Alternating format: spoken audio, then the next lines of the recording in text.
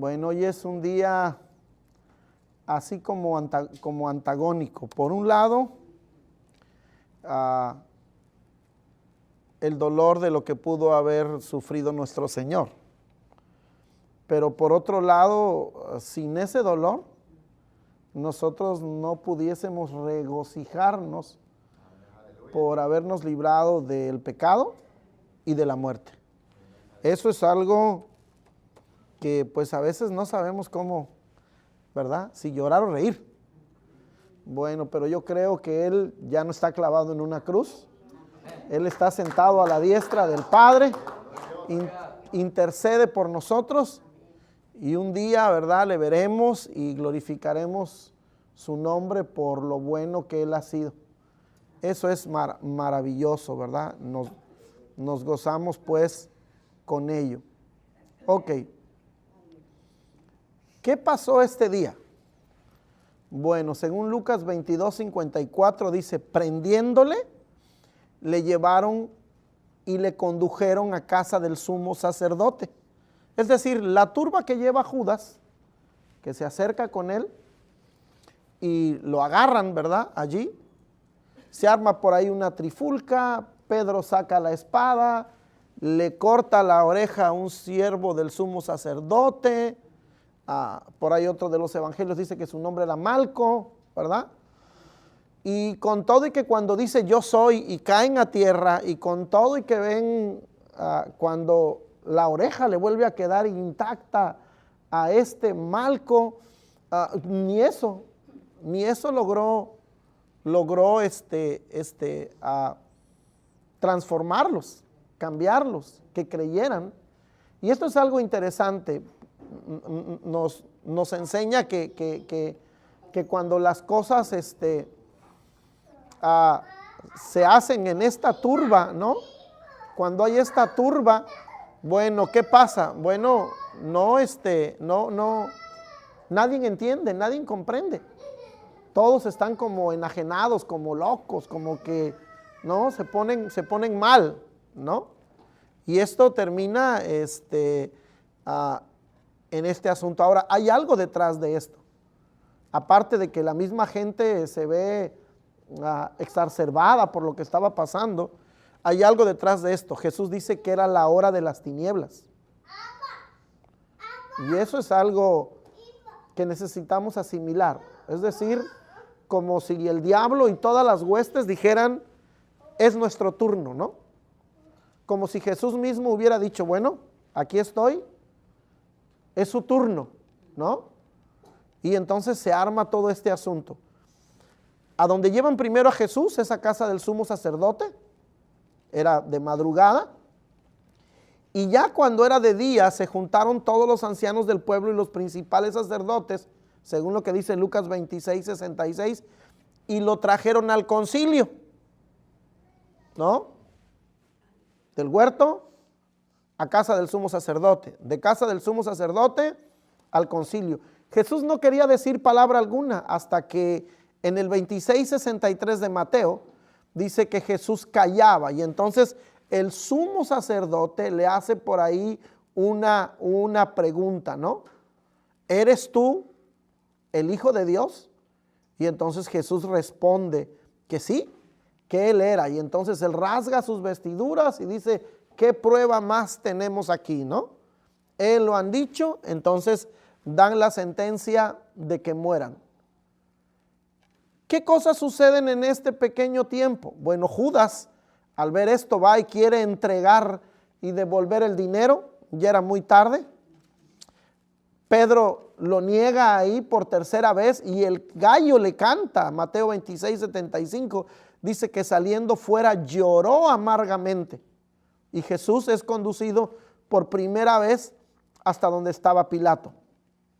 Cuando Pilato empieza la primera plática con él y escucha decir que era de Galilea y sabe que Herodes está ahí, dice, bueno, envíenselo a Herodes. Y sale Jesús ahora de casa de Pilato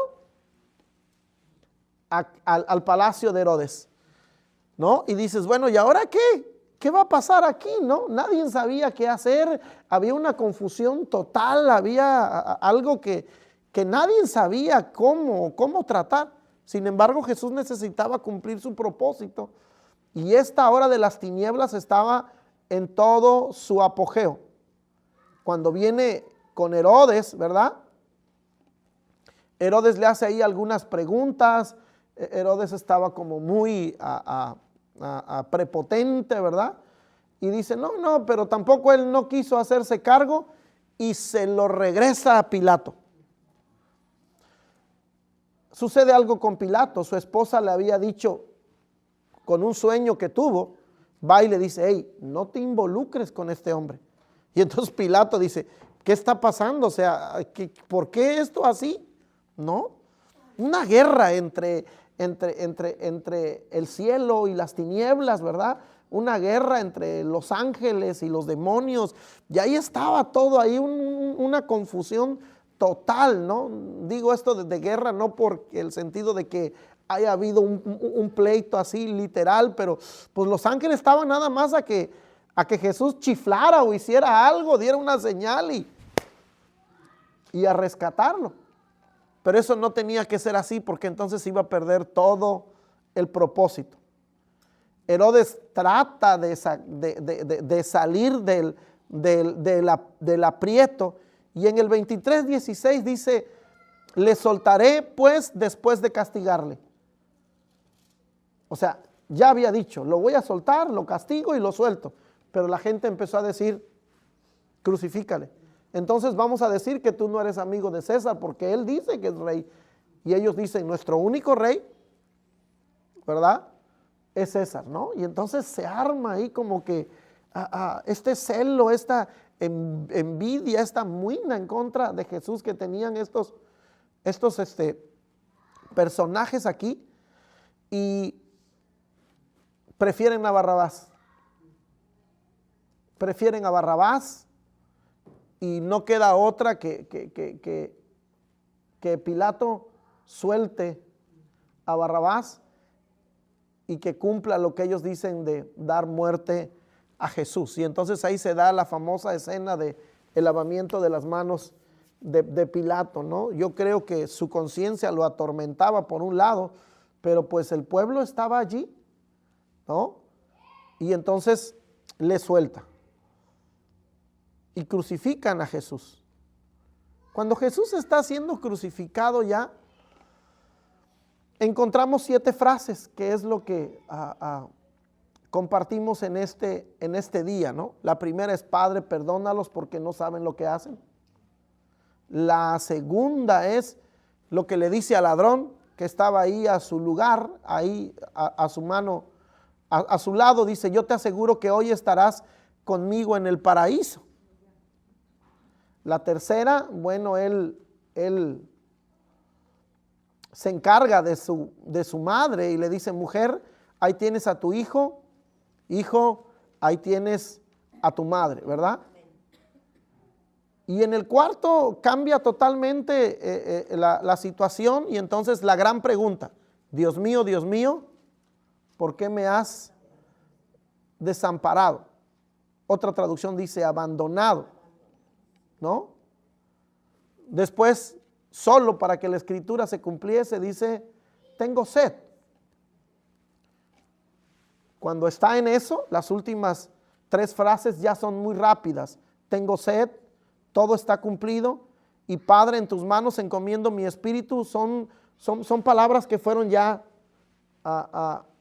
continuas, ¿no? Y quiero separarlas, ¿verdad? En dos partes. En la primera quiero hablar acerca del gran amor de Jesús, que aún en el día de su muerte, cuando debió de pensar en él todavía seguía perdonando en los demás, pensando en los demás, sirviendo a los demás, ayudando a los demás. Y las primeras 3 frases tienen que ver con algo muy, muy importante en él. Primero, los perdonaba. Y vaya que perdonó, ¿no? Y vaya que hizo las cosas bien. Y después, las otras frases, las últimas, estas tenían que ver con el ministerio que Él estaba cumpliendo, ¿no? El librarnos del pecado y de la muerte. Entonces podemos resumir esto en dos partes: el gran y la gran vida de servicio de Jesús, que aún en la cruz Él lo hace, y por otro lado, ¿verdad?, el cumplimiento del propósito para el cual Él había venido. Cuando hablamos de las primeras frases del servicio de Jesús, Él dice perdónalos, y vaya que había perdonado. Vaya que había perdonado en gran manera. ¿Se acuerdan que ayer hablábamos de que cada uno de nosotros tiene que ser en determinado momento probado en las cosas que dice, ¿no? Y vimos el caso de María y de Marta, ¿no? Bueno, Jesús, que venía a perdonar, estaba ahí la prueba final. Dos de sus seres más queridos y más amados fueron los últimos con los que Jesús trata. Uno de ellos es Judas y el otro de ellos es Pedro. Pedro llora amargamente. Pero la mirada de Jesús, cuando Jesús lo mira a Pedro y oye que el gallo canta, la mirada de Jesús yo no creo que haya sido condenatoria sobre Pedro. Como que aún en ese tiempo Él quiso consolarlo diciendo, yo te lo dije, pero no importa, confía. Sin embargo, Pedro, acusado por su conciencia y en la hora de las tinieblas donde los demonios estaban haciendo un festín, va y solo la gracia de Dios lo cubrió para que no se quitara la vida también, igual que Judas. Ahora, con Judas se me hace algo increíble. Jesús perdona a Judas aún antes de que lo entregue. Porque cuando se acerca, Él le dice, amigo. Y Judas le llama rabí, y Judas lo abraza, y Judas lo besa, y Jesús entero, en su postura, ¿no? No es que justifique yo a Judas, pero piensa en esto. Jesús dijo, la Escritura dice que Satanás había entrado ya en Judas. No dice un demonio, dice el mismísimo Satanás. Y esto es algo que a mí llama mucho la atención. Satanás posee a las personas. ¿Qué tanto era Judas? ¿Qué tanto era Satanás? Eso es algo en lo que podemos especular, ¿no? También nosotros podemos pensar en cosas o en acciones en las que nosotros hemos vivido, tentaciones en las que hemos pasado, y observe, ahí todo estaba en contra. La hora de las tinieblas, por un lado, Satanás ya había entrado en Judas, y cuando Judas despierta de lo que hizo, él va y quiere devolver las monedas, pero ya había sido muy tarde. Jesús lo llama amigo y lo perdona, y aquí es donde reflexionamos algunos de nosotros, ¿no? ¿Qué tanto nosotros somos conscientes que en determinado momento hay personas a nuestro alrededor que tienen tantos problemas, o que al final de cuentas el mismo enemigo está en ellos, y qué es nuestra actitud hacia ellos? ¿No? Porque a veces decimos, ese está endemoniado. Bueno, si sabes que está endemoniado, ¿qué quieres? ¿Mandarlo al infierno? ¿O hacer lo que hizo Jesús? Obviamente eso es algo que necesita uno mucha fe, ¿verdad? Para que uno actúe en determinado momento como lo hizo Jesús con Judas. Pero si bien es cierto, es de que si tú estás declarando que esas personas no tienen la fe que tú tienes, no tienen el conocimiento que tú tienes, no tienen el Espíritu Santo que tú tienes, entonces es necesario que entendamos que nosotros debemos de tratarlos de manera diferente, porque algunos de ellos viven todavía hoy en la hora de las tinieblas. Cualquiera hubiera reaccionado en la carne, pero Jesús no andaba en la carne. Reaccionar en la carne, dice, pues Te ponen una mejilla y te dan en una mejilla, pon la otra. No, dice, pues me dan en una mejilla y me defiendo. A Jesús le estaban dando y no se defendió allí. ¿Qué cosa con este asunto, no? Entonces Jesús sirve, y tan complejo es que lo primero que dice es verificar, concretar lo que él había venido a hacer, perdonar, porque su primera palabra es: Padre, perdónalos porque no saben lo que hacen, ¿no? Independientemente de que pudiera estar Jesús sufriendo todo esto que sufrió, por supuesto no quiero minimizar su sufrimiento, tenía una conciencia de su labor, tenía una conciencia de quién era tan certero en su vida de fe, que aún, ¿verdad?, clavado en una cruz, se atreve a hacer una promesa a alguien que estaba ahí.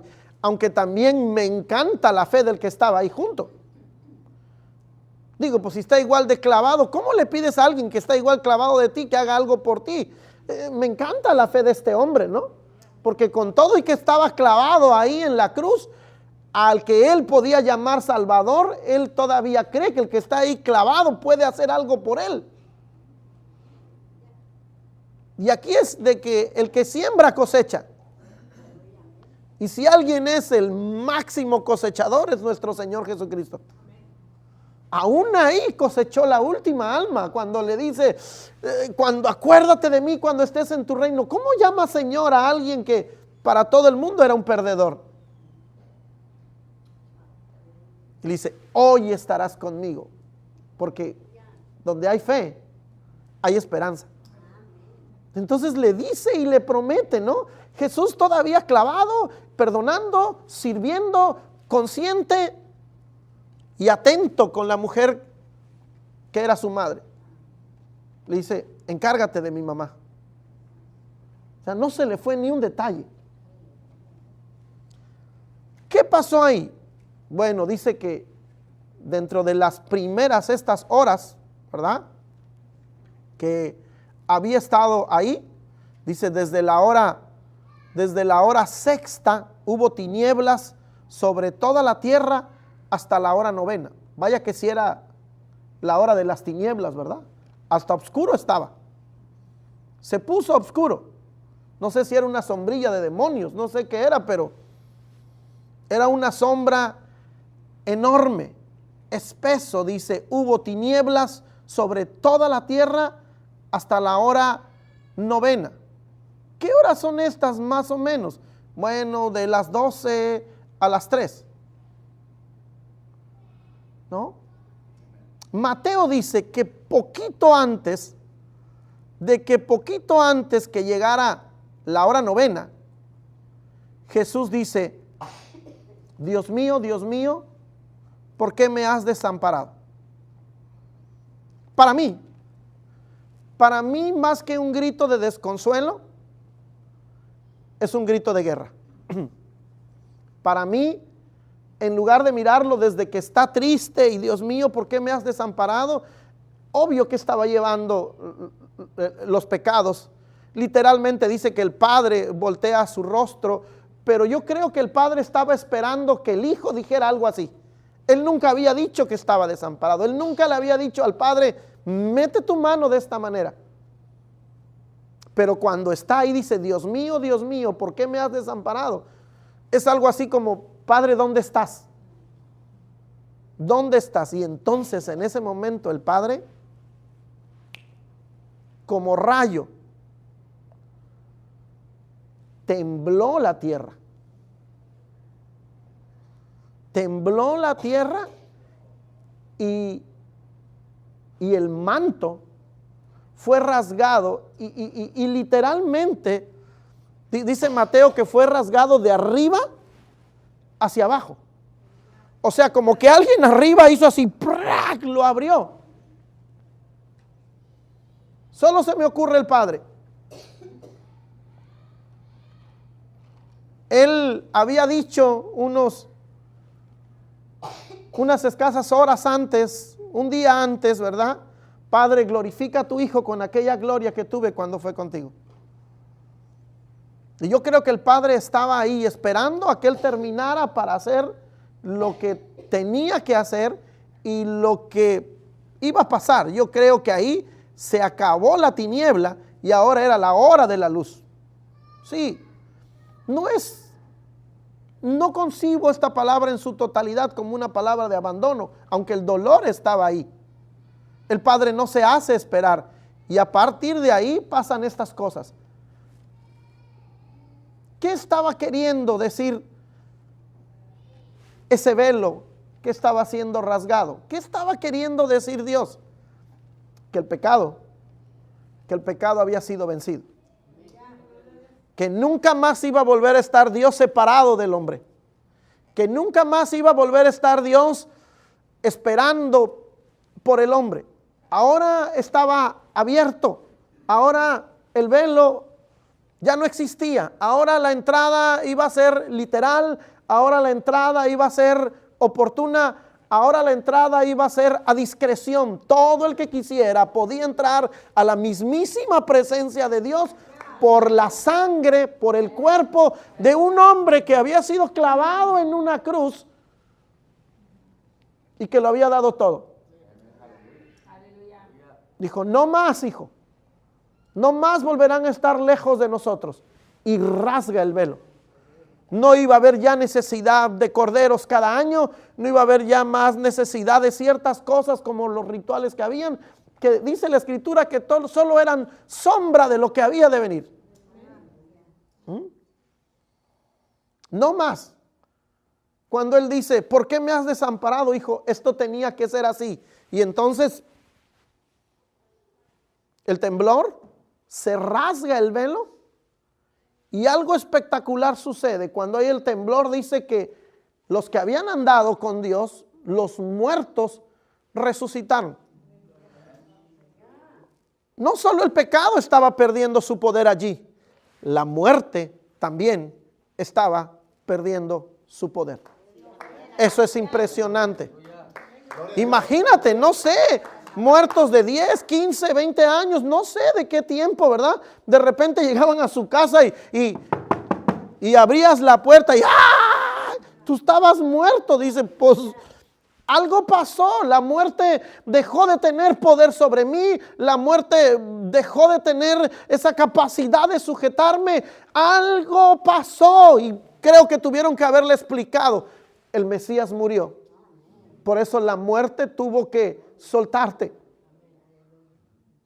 Por eso Pablo escribe que si los sabios de ese tiempo, que si los mismos demonios hubieran sabido lo que iba a pasar, no lo hubieran matado. No lo hubieran matado. Entonces, si la paga del pecado es muerte, el pecado, una vez habiendo recibido su precio, porque sin el derramamiento de sangre no hay remisión de pecado, entonces, ¿qué tiene que cobrar ahora el pecado? Por eso Jesús exclama inmediatamente y dice, consumado es. Es decir, pagamos la deuda. Fue cash. Fue cash. Sí, o sea, toda su sangre. ¿Cuánto cuesta? Yo pago. La palabra consumado es una palabra de comercio. Telitestai, que era la palabra que se ponía cuando se sellaba un contrato, lo sellaban, decían, no se debe nada. Eso significaba esa palabra. Un trato había sido consumado, no debías nada, hermano, gózate, tú no debes nada. No le debes al pecado nada. La muerte ahora ya no tiene poder porque el pecado, que era el fiscal, era la deuda, dice, fue pagado.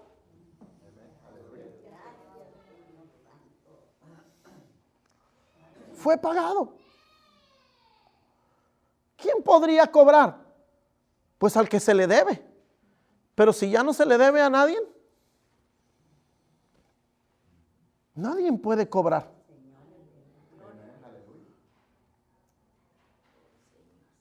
Qué increíble cosa, ¿no?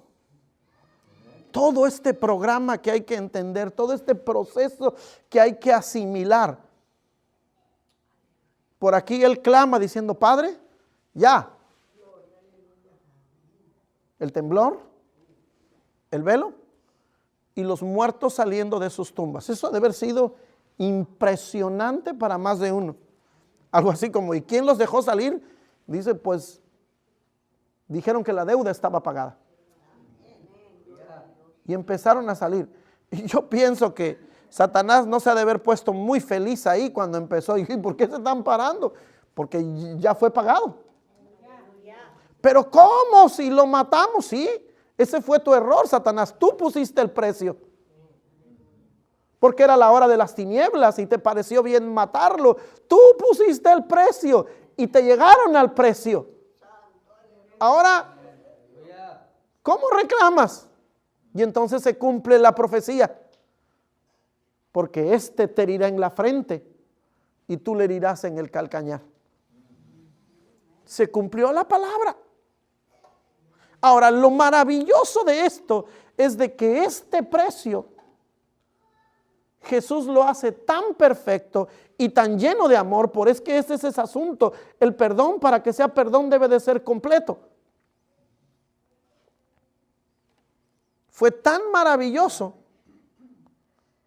que Él lo hizo como si tú mismo hubieses pagado. Te explico algo. Mira, cuando tú o yo compramos algún aparato, ¿verdad? Compramos algún aparato y en ese aparato aparece la factura. Pero si lo compras a crédito, la compañía se queda con la factura y te dan ahí un papelito nada más y tiene tu nombre. Si tú no lo pagas, viene la compañía, ¿verdad? Por el mueble y se lo lleva, ¿verdad? Dice, Señor, pague porque si no, y se lo quitan. Pero vamos a pensar que viene un tercero, quien tú quieras, papá, mamá, hermano, hijo, y dice, ok, yo vengo a pagar la deuda. ¿Cuánto se debe? Y él va y liquida. Paga. Y entonces le dicen, ahí está su carro, lléveselo. Observe lo que le va a decir.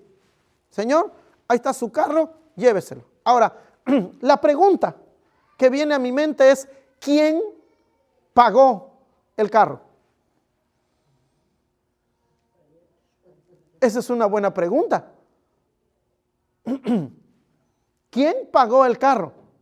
Porque aunque el dinero haya sido de un tercero, una vez que ese dinero cubre la factura, a la compañía no le preocupa quién trajo el dinero, porque la factura está a nombre del que tiene la deuda. Entonces, el que paga en realidad, aunque no sea su dinero, es quien tiene la deuda.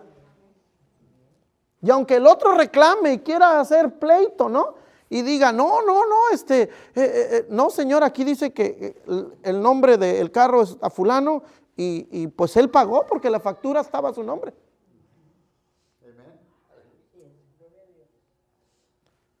Pablo entiende esto y nos los explica y dice que nosotros fuimos crucificados juntamente con Él. Es decir, aunque en determinado momento, ¿verdad? Él paga, Él no debía nada. En realidad la factura estaba a nuestro nombre. Y al crucificarnos juntamente con Él es como si nosotros mismos hubiésemos pagado. ¡Qué perfecto amor! ¡Qué perfecta gracia! ¡Qué perfecta gracia! Nadie puede venirnos a exigir un pago porque ya pagamos.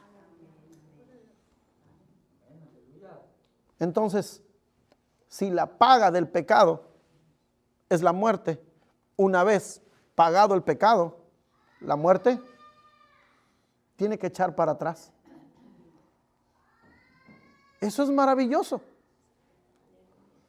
Cuando Jesús dice, tengo sed, pienso en que es obvio la circunstancia en la que estaba, pero el escritor dice, para que la escritura se cumpliese. Él mismo había dicho, bienaventurados los que tienen hambre y sed de justicia, porque de ella serán saciados. Si de algo fue saciado ese día Jesús, fue de la sed de justicia que él tenía, porque nos declaró justos delante del Padre con lo que él hizo. Se cumplió.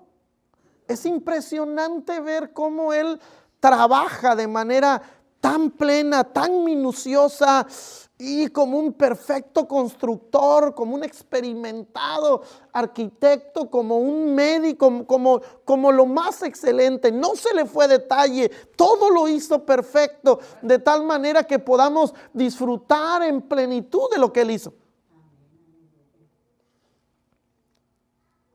Ya nada más le quedó por decir: en tus manos encomiendo mi espíritu, como diciendo: ya cumplí. Ya cumplí. Le quitó el poder al pecado y el poder a la muerte. Y sirvió a la humanidad aún en su etapa más dolorosa. ¿Qué estaba pasando? Bueno, algo increíble, ¿verdad? Yo no puedo imaginarme ese temblor, ese terremoto que hace que el velo se rasgue y que los sepulcros se abran, ¿verdad? Lo que sí puedo entender es que la muerte pierde su poder y el pecado también. La muerte nunca más volvería a ser objeto de temor. Todo a partir de ese momento podrían morir en esperanza. Por eso Pablo a los tesalonicenses les escribe en el 4:13, dice: tampoco queremos que ignoréis acerca de los que duermen, para que no os entristezcáis como los otros que no tienen esperanza. Y muérete en paz. Dice, porque la muerte, ya. Digo, no tenemos prisa, pero, ¿verdad? Pero dice, ya no duermes, dice, ya no mueres, dice, duermen los que duermen, ¿verdad? Y Hebreos 2:15 dice: a fin de librar a todos los que por el temor de la muerte estaban durante toda la vida sujetos a servidumbre. ¿Se acabó? ¿No? Nunca más nadie se quedaría fuera de la presencia de Dios. Nunca más habría obstáculos. Había sido quitado el obstáculo y el acceso estaba abierto. Hebreos 10:19 dice: así que, hermanos, teniendo libertad para entrar en el lugar santísimo por la sangre de Jesucristo.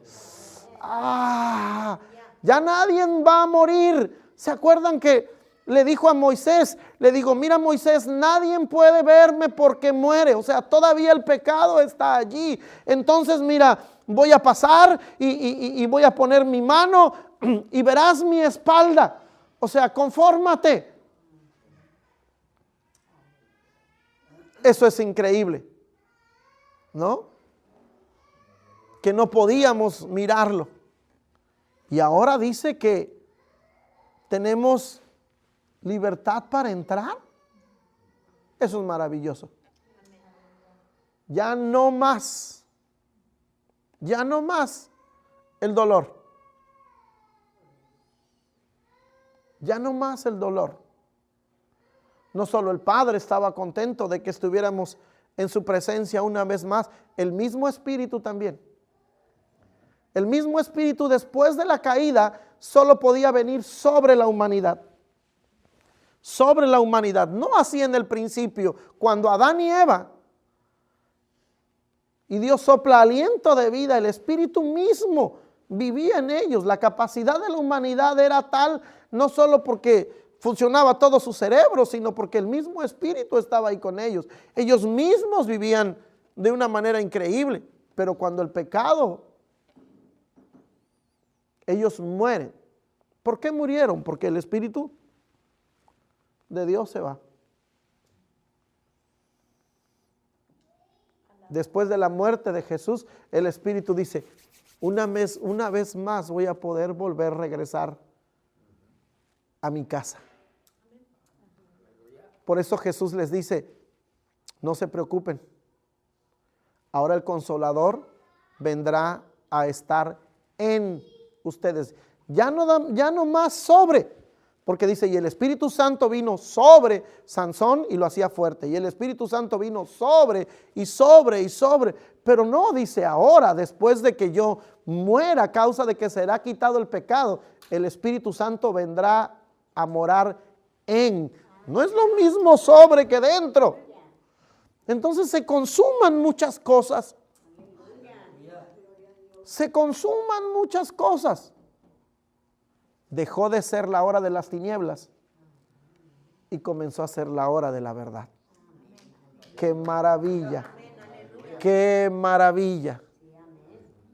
Entonces, mi amado hermano, por eso les decía, es algo como antagónico, ¿no? Por un lado, el sufrimiento de Jesús y recordamos su dolor, pero por otro lado, al observar todas las condiciones, la garantía, la bendición, el proceso, las promesas cumplidas, ¡wow! Mi alma se regocija y dice, ¡aleluya! En Cristo hay esperanza. Y nos gozamos por esta gran libertad. Ahora a nosotros nos corresponde ¿qué? Compartirlo y decirle a los demás, hermano, ya hay libertad para entrar al lugar santísimo por la sangre de Jesucristo. No te limites, solo lava tu conciencia y entra, porque tu pecado ya ha sido pagado. Y esa es la gran maravilla. Y esa es la gran bendición. Jesús descansa y dice, Padre, se acabó. En tus manos encomiendo mi espíritu. ¡Wow! Mi amado hermano, este privilegio es algo que hay que disfrutar. Es algo que hay que valorar, pero es algo que hay que compartir. Ejemplo tenemos. Dos cosas increíbles notamos aquí. El gran propósito de Jesús en las palabras finales y el que Él haya servido aún estando en condición de muerte. En condición de muerte seguía salvando. ¿Ve qué tan apremiante es salvar almas? Y ese debe de ser nuestro punto. Porque a veces ponemos cualquier pretexto para no venir, no estar, no hablar. Pero Jesús, para Él las almas son tan valiosas que no perdió oportunidad. Ni prometió en mucho tiempo, ni en un año. Le dijo, hoy mismo. Entonces, ¿qué te impide servir? ¿Qué te impide perdonar a otros también? ¿Qué te impide tener esta actitud de Jesús? Que aún en esta condición, Él seguía con su mano extendida. Creo que algo que hizo la cruz fue, a lo último, abrirlo de tal manera que Él pudo abarcar en esa cruz lo más posible. Estaba abriendo sus manos para abarcar a todo el mundo, porque de tal manera amó Dios al mundo que dio a su Hijo unigénito, para que todo aquel que en Él crea no se pierda, mas tenga la vida eterna. Amén. Póngase de pie, mi hermano. Uy, qué bendición. Qué bendición. Gózate. Alábale. Bendícele. Bendícele. Bendícele porque Él es bueno.